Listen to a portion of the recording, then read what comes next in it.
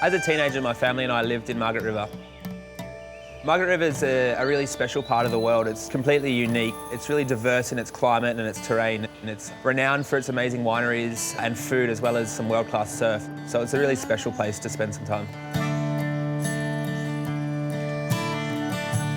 When I started working at Lewin Estate Winery over 10 years ago now, that's when the real drive started for me, working with really passionate people, not only passionate chefs, but passionate wine producers and passionate people that were, really in love with the region and really wanted to just talk about it and be a part of it. I guess that really sort of ignited the spark of quality. So through my search for quality food generally led me down the sustainable line. In my opinion, organic or biodynamic produce always tastes better. So as a chef, you're always looking for the best tasting produce.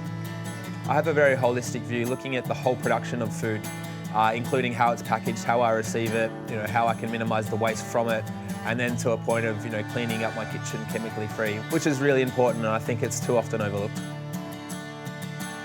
Eliminating chemicals from the home is a very important part of having a sustainable food future. We have a lot of emphasis on the production of our food, but if we're then spraying all the surfaces in our home with these nasty chemicals that we don't know what they are, that come in multiple layers of packaging and plastics that often aren't recyclable, we're not really helping the whole closed loop of the system. It's kind of counterproductive, I really think.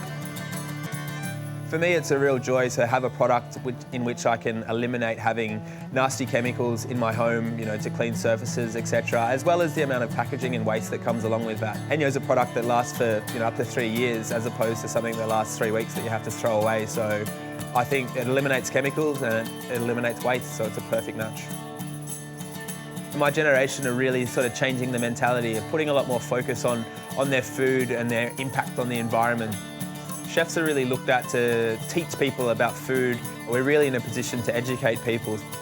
Once you sort of say the reality of using all these chemicals around your food, and they might take that home and think about it next time they're in a position where they're looking at some food but they're spraying down the board, and it's all in the same proximity. So I think it's really about provoking that thought and leaving it with people, and if you can inspire them just to think about what they're doing, they're a lot more likely to make change.